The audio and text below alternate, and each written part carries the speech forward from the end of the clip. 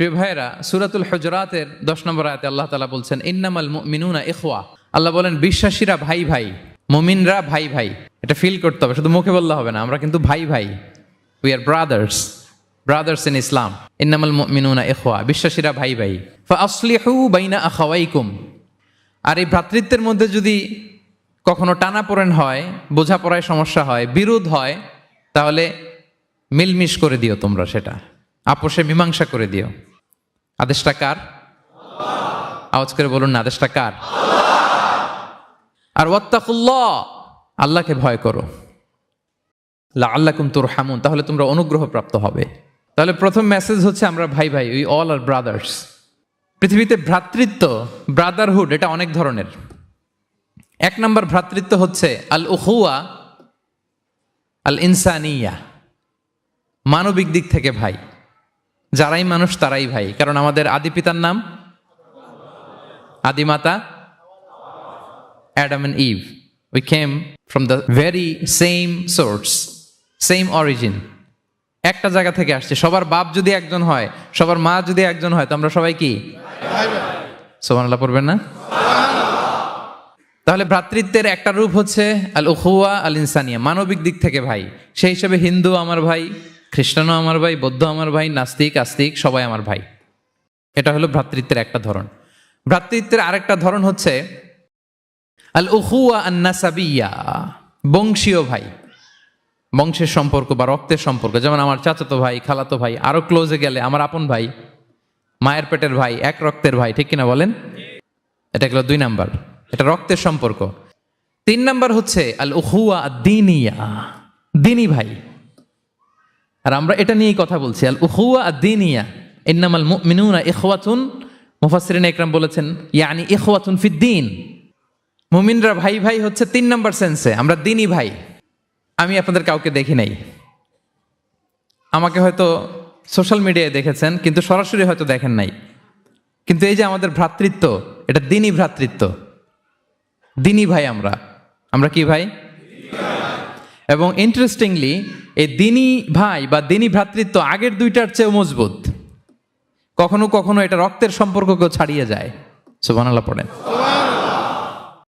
বদরের যুদ্ধে এই পাশে কুরাইশরা মানে মুশরিকরা, এই পাশে মুমিনরা। এমনও হয়েছে রাসূল সাল্লাল্লাহু আলাইহি ওয়াসাল্লামের পক্ষে মুমিনদের ওখানে এক ভাই, আর আবু জাহেলের সাথে আরেক ভাই, দ্বন্দ্ব সংঘাত। এই ভাই ওই ভাইকে হত্যা করেছে দিনের কারণে। তার মানে দিনী ভ্রাতৃত্ব এটা এত মজবুত, এটা মাঝে মাঝে রক্তের সম্পর্ককেও ছাড়িয়ে ছাপিয়ে উপরে উঠে যায়। আল্লাহু আকবার। এবং আমাদের দৃষ্টান্ত দিয়েছেন বিষ্ণু ইসলাম। তিনি বলেছেন তোমরা সবাই দিনী ভাইয়েরা, সবাই মিলে এক দেহ এক প্রাণ। বিষ্ণুই বলেন মাসালুল মুমিনিনা ফি তাওয়াদ্দিহিম ওয়া তারাহুমিহিম ওয়া তাআতুফিহিম মাসালুল জাসাদ। মুমিনদের ভালোবাসা সম্পর্ক, এটার দৃষ্টান্ত হচ্ছে, পারস্পরিক ভালোবাসার সম্পর্ক হচ্ছে কামাসালিল জাসাদ, এটা একটা দেহের মতো। আমরা সবাই মিলে এক দেহ। দেহের কোনো অঙ্গ যদি ইনজুর্ড হয়, সারা দেহ যেমনি কষ্ট পায়, বিশ্বের কোথাও আমার কোনো দিনী ভাই যদি কষ্ট পায়, আমাদের প্রত্যেকের হৃদয়ের রক্তক্ষরণ ঘটে। চিল্লায় বলেন ঠিক কিনা? আপনার পা কেটে গেছে, এখন আমরা কি এরকম ভাবি যে পা গেছে তো কি হয়েছে, পাই না, কষ্ট পাবে, সারা দেহ তো ওকে। ব্যাপারটা কেমন? দেখবেন পা কেটে গেলে রাতে ঘুম আসে না, ওইটার ব্যথায় জ্বর চলে আসে, এরকম আসে না নাই? এই জন্য বিষ্ণু ইসলাম বলেছেন মাসালুল জাসাদ, একটা দেহ, দেহের এক অঙ্গ ইনজুর্ড হলে যেমনি সারা দেহ কষ্ট পায়, পুরো দেহটা রাত জেগে থাকে, জ্বর এসে যায়, তেমনি গোটা বিশ্বের কোনো প্রান্তে, কোনো জনপদে, কোনো এলাকায় কোনো মুসলিম ভাইয়ের যদি কষ্ট হয়, সেটা আমাদের হৃদয়ে যেয়ে লাগে। ঠিক কিনা বলেন? ফিলিস্তিনের ভাইয়েরা যদি কাঁদে, আমাদের ভালো লাগে? কাশ্মীরের ভাইরা যখন গৃহহীন হয়, আমরা এটা সহ্য করতে পারি? মিয়ানমারে আমার মুসলিম ভাইরা যখন নির্যাতিত হয়, আমরা কি এটা মেনে নেই? কারণ এক দেহ এক প্রাণ। আমরা যে কোরআনের দিকে তাকাই, আল্লাহ তাআলা বলেছেন আমাদের সম্পর্কটা হচ্ছে রোহামা উবাইনাহুম। রোহামা, একে অপরের প্রতি আমরা সফট হার্টেড, রহম দিল, একে অপরের প্রতি সফট হার্টেড।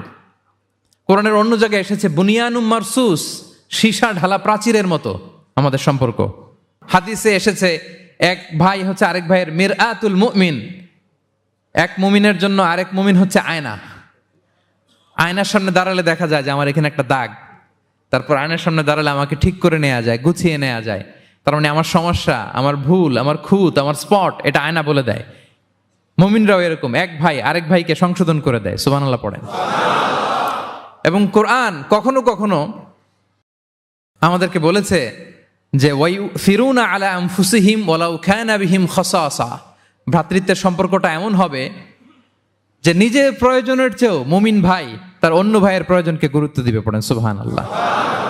আমার প্রয়োজন, তারপরে আমি না নিয়ে আমার ভাইকে দিব। এরকম নিদর্শন আমাদের মধ্যে আছে না নাই? আপনারা ইয়ারমুকের যুদ্ধের নাম শুনেছেন, হিজরি 15 সালের কথা। বিষ্ণু ইসা ইসলামের ইন্তেকালের 4-5 বছর পরের ঘটনা। ওমরে ফারুক রাদিয়াল্লাহু তাআলা আনহু, উনি হচ্ছেন তখন আমাদের খলিফা, the second caliph of Islam, আমিরুল মুমিনিন, খলিফাতুল মুসলিমিন। তো ইয়ারমুকের যুদ্ধে আল্লাহ তাআলা আমাদেরকে বিজয় দান করেছিলেন। কিন্তু এমনি এমনি বিজয় আসে নাই, এমনি এমনি আসে নাই। একের পর এক সাহাবারা আহত হয়েছেন, নিহত হয়েছেন, মানে শহীদ হয়েছেন।